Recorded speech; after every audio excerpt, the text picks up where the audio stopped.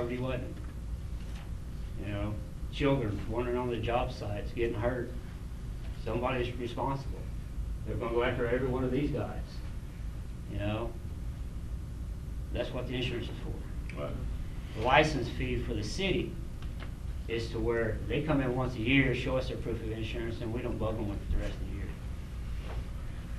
We know who's licensed to work inside the city limits because we have a list of that. If you're not on our list of licensed people, we know to stop and chit chat with you a little bit and make sure you get licensed and have the insurance. So I guess at some level, the argument would be then, if other trades are required to be licensed in the city, then why wouldn't building contractors, given that they've now got this requirement at the state level for insurance, why wouldn't a general contractor have to meet a similar standard? Tom?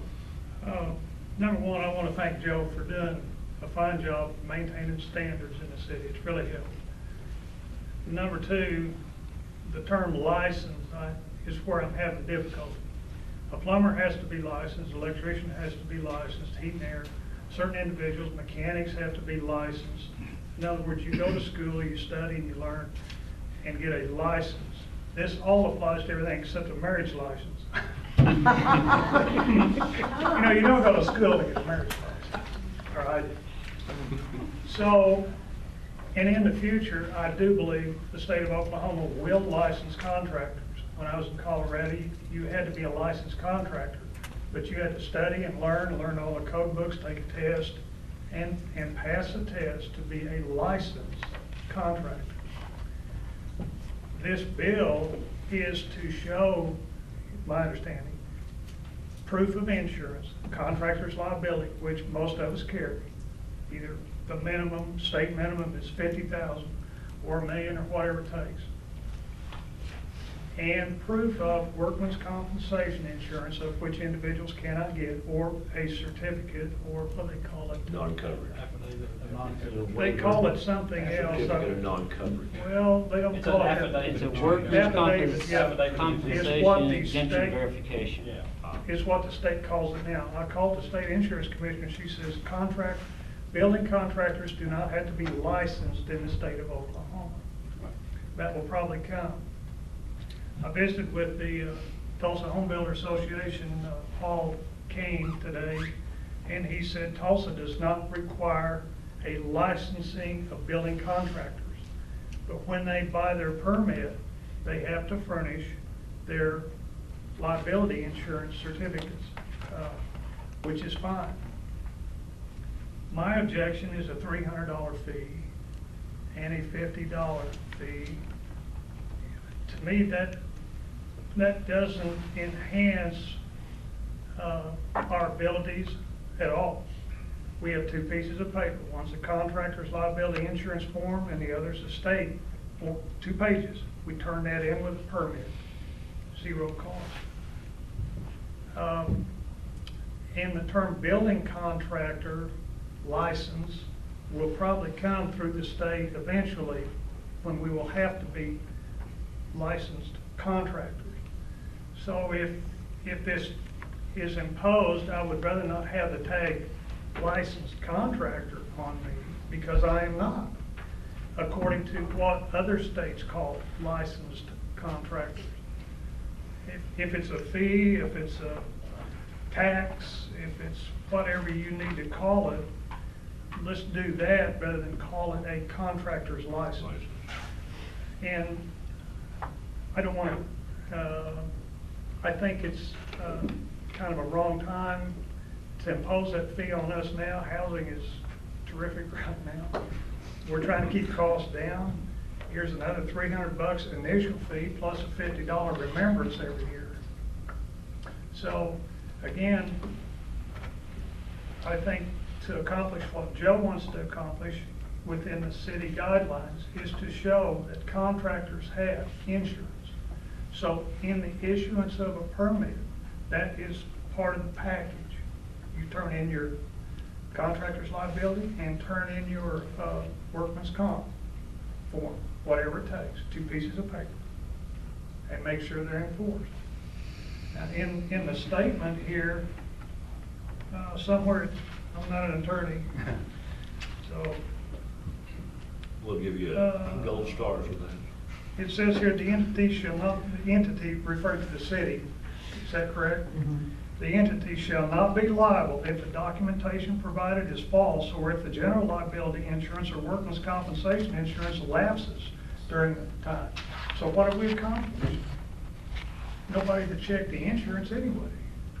So the city still hung out there, the builder still hung out there, the homeowner still hung out there. See what I'm saying? It's still not foolproof enough. Joe, question, does a general contractor have to have any other permit, like a domicile business, it has to have an occupation permit? No, not unless they have a location within the city limits. If they have an office located, a business located within city limits, they'd have to have an occupational license. Every business that operates within the city limits that has a permanent address has to have a $25 a year occupational license. Every itinerant vendor that does not have a permanent place of business has to have an itinerant vendor's license. You know? But contractors Contractors, fall all under they have that. done so far is they buy their building permits, Okay. which, you know, most of these guys are real good about getting. I know that we're probably the first city to do this. Somebody has to be first. But the law says we don't have to do it. The law says we don't have to do it. However, we do it for every other trade, even the sign contractors. We had the same argument in 2001 when we licensed sign contractors. Exclusion, painters, dog walkers, those are trades. All right, has anyone not shown you, have these building contractors, have any of them not shown you insurance I haven't asked for it. verification? I haven't asked for it because I've been working on this. This would be the enabling instrument for the city to be able to get that demonstration. You know, I know these guys don't like the license fee, but neither do the electricians, the plumbers, the heat and air guys, and the sign guys. None of them like the license fee. They are all licensed in every city they work in. Every city an electrician goes to, he has to buy a license. Same with the plumber and the heat and air guy and the sign people.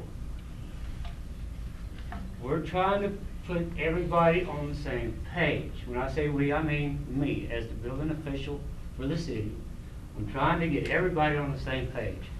I understand drywallers, painters, framers, they're not licensed, okay? You got to start somewhere. The general is what the state started with, so that's what the city started with. They also created last year a Uniform Building Code Committee. It's housed at the Construction Industries Board. We have also been imposed to start collecting a fee for every permit we issue, put it in an account, and send it to the state every month.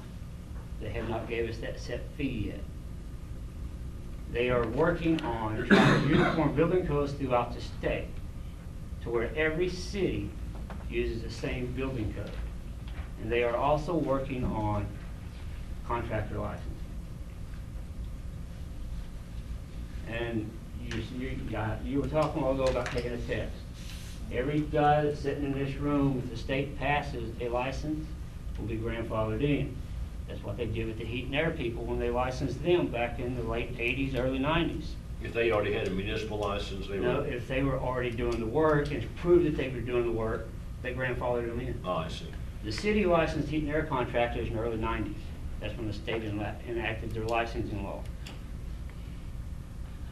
We started licensing sign contractors Right. in 2001 when we revised our sign ordinance. There wasn't a state requirement at that time that Yep. they be licensed. Not that I recall. That's why we just set a minimum insurance amount. And the difference is, with these guys, they're only required to have a license if the work they're doing requires a permit. These other